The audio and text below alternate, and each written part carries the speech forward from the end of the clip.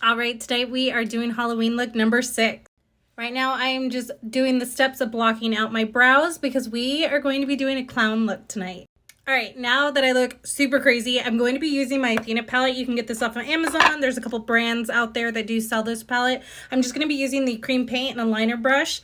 And what I'm going to be doing is mapping out the shape that I want before I fill my face in. And I'm going to do kind of a clown look that's more like a mask versus it being my entire face. All right, so what I did is I just followed the outer portion of my brow and just kind of followed my face shape, went into the hollows of my cheek and brought it down to my chin. And the nice thing about doing a clown face like this is when I'm finished, I'm going to fill this area in with foundation, which will really sharpen up the line on the outer portion. But now I'm going to fill this entire part all white in the inside. All right, so after I filled it in, I just put some translucent powder over the top to kind of set the cream. I'm going to pop in my contacts right now because I don't want it to affect the eye makeup I'm going to do, so let me do that real quick.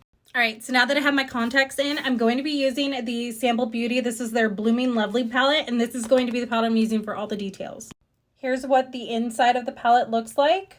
So for my clown look, I don't think I want a ton of color, so what I'm going to do is use this really pretty foiled shadow right here, and I'm going to pack this all over my lid.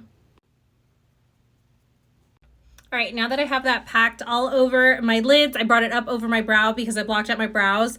I haven't decided yet if I wanted to do like eyebrows or if I want to bring the clown face all the way through, so I'm still deciding on that.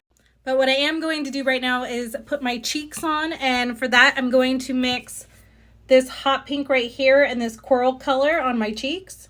So I'm starting with the coral color first on a dense brush because I want these to be like little tiny cheeks. So I'm just going to go in like a circular motion and decide how big I want it.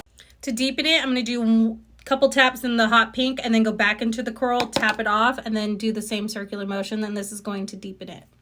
From here, I'm going to take a flat brush and apply my foundation around the outside of this mask.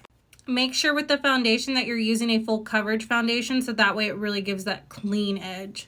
What I'm going to do now is go ahead and take a water activated liner and do all my black details, then I'll be back. All right, you guys, here's the look finished.